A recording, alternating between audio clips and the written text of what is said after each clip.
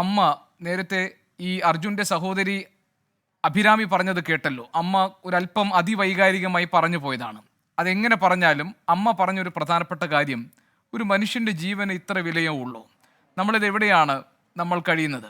India പോലൊരു മഹാരാജ്യത്ത് ഇത്രയധികം രക്ഷാ സംവിധാനങ്ങളും സാങ്കേതിക സൗകര്യങ്ങളും ഉള്ളൊരു നാട്ടിൽ ഇവിടെയാണ് ഈ ലോറി കിടക്കുന്നതെന്ന് ചൂണ്ടിക്കാണിച്ചിട്ടും അവിടെ കൃത്യമായിട്ടുള്ള ഒരു പരിശോധന നടത്താൻ കഴിയാതെ പോയ ഒരു സംവിധാനത്തെക്കുറിച്ച്, ആ വ്യവസ്ഥയ്ക്കെതിരെയാണ് ഞാൻ സംസാരിക്കുന്നത് എന്ന് പറഞ്ഞു.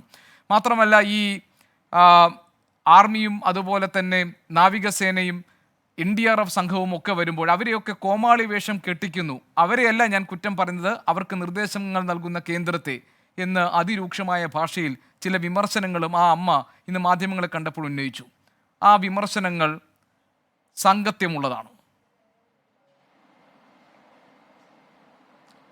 ഗോപികൃഷ്ണൻ, തീർച്ചയായും അത് താങ്കൾ ചോദിക്കുന്നതിന് മുമ്പ് തന്നെ അത് പറയണമെന്ന് ആഗ്രഹിച്ചിരുന്ന ഒരാളാണ് ഞാൻ. കാരണം ഇന്നലെ ഞങ്ങൾ ഫയൽ ചെയ്ത കേസ് ഇന്ന് സുപ്രീം കോടതി മുമ്പാകെ വരുന്ന സമയത്ത് സുപ്രീം കോടതി അടിയന്തരമായി ഇക്കാര്യം കർണാടക ഹൈക്കോടതി കൂടുതൽ ഇക്കാര്യത്തിനകത്ത് സമഗ്രമായി ഇടപെടാൻ സാധിക്കുക, എളുപ്പത്തിൽ ഇടപെടാൻ സാധിക്കുക കർണാടക ഹൈക്കോടതിക്കാണ് എന്നുള്ളത് കൊണ്ട് തന്നെ കർണാടക ഹൈക്കോടതിയെ സമീപിക്കാൻ പറയുകയും അതിനകത്ത് സുപ്രീം കോടതി തന്നെ ഒരു നിരീക്ഷണം നടത്തുകയുണ്ടായി. സുവമോട്ടോ തന്നെ കർണാടക ഹൈക്കോടതി ഇതിനകത്ത് ഇടപെടേണ്ടതായിരുന്നു, സ്വമേധയാ തന്നെ ഇടപെടേണ്ടതായിരുന്നു എന്നുള്ളൊരു പരാമർശം ഈ കേസ് പരിഗണിക്കുന്ന സമയത്ത് സുപ്രീം കോടതി നടത്തുകയുണ്ടായി. ഏതായാലും കേസ് സുപ്രീം കോടതിയുടെ നിർദ്ദേശപ്രകാരം ഞങ്ങൾ 1:30 തന്നെ ഇന്ന് ഹൈക്കോടതി മുമ്പാകെ, കർണാടക ഹൈക്കോടതി മുമ്പാകെ ഇക്കാര്യങ്ങൾ മെൻഷൻ ചെയ്തു. ഇവിടുന്ന് സുപ്രീം കോടതിയിൽ നിന്ന് ഇക്കാര്യം തീർപ്പായതിനു ശേഷം തുടർന്ന് വൈകുന്നേരത്തിന് മുമ്പ് ഇന്നത്തെ വർക്കിംഗ് അവറിന് അകത്ത് തന്നെ ഞങ്ങൾ അവിടെ പെറ്റീഷൻ ഫയൽ ചെയ്തു. അതുമായി മുന്നോട്ട് പോവുകയാണ്.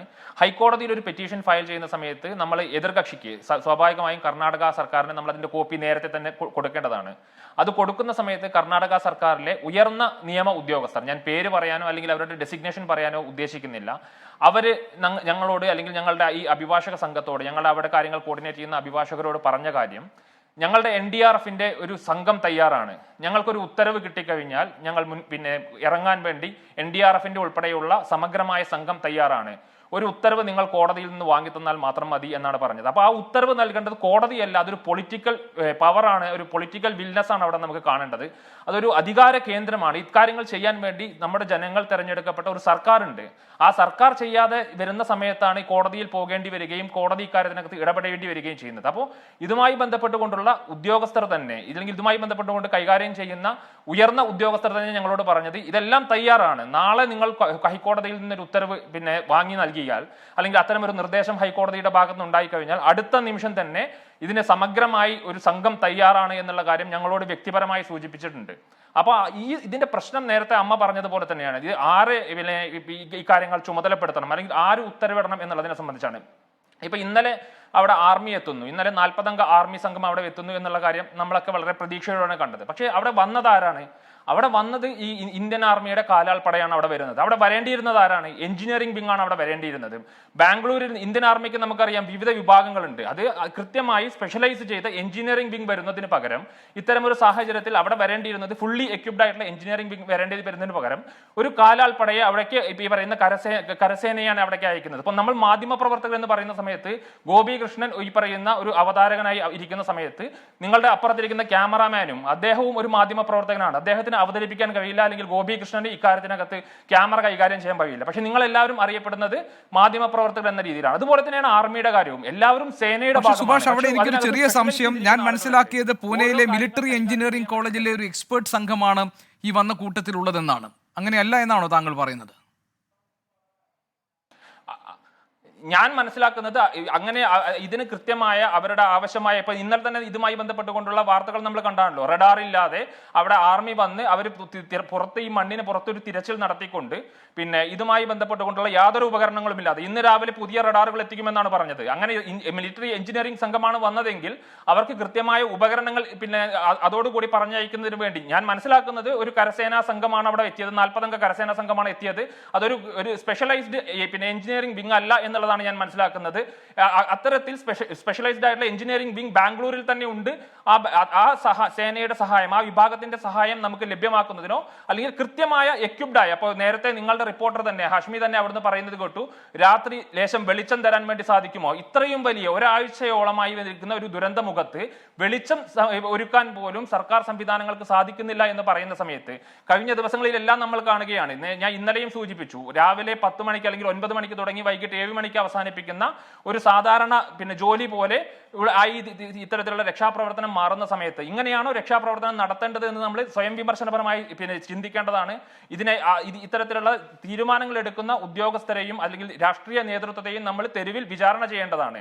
അതിന് കൃത്യമായി ആ അമ്മയുടെ വികാരം നമ്മുടെ ഈ നാടിന്റെ വികാരമാകണം, നമ്മുടെ കേരളത്തിന്റെയും ഇന്ത്യയിലെ മുഴുവൻ ജനങ്ങളുടെയും ഒരു വികാരമായി മാറുന്ന ഒരു സാഹചര്യത്തിലൂടെ നമ്മുടെ കാലം കടന്നു പോകണം. എന്നാൽ മാത്രമേ ഇനി ഇത്തരം ഒരു ദുരന്തമുഖത്ത് ഇങ്ങനെയല്ല പെരുമാറേണ്ടതെന്നും എത്രത്തോളം ശാസ്ത്രീയമായ സംവിധാനങ്ങൾ ഉപയോഗപ്പെടുത്തിക്കൊണ്ട് എഫക്റ്റീവായി പെരുമാറാൻ വേണ്ടി നമുക്ക് സാധിക്കണം.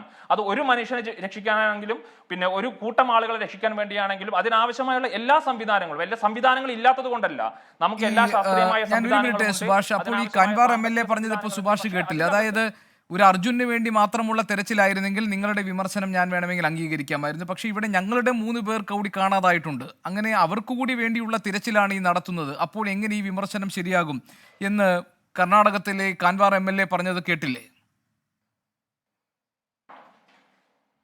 സ്വാഭാവികമായി നമ്മൾ കണ്ടതാണല്ലോ ആദ്യത്തെ 3 ദിവസം എന്ത് സംഭവിച്ചു. ആദ്യത്തെ 3 ദിവസം എന്ത് തെരച്ചിലാണ് നടന്നത്, ഏത് തരത്തിലുള്ള പ്രവർത്തനങ്ങളാണ് നടന്നത്.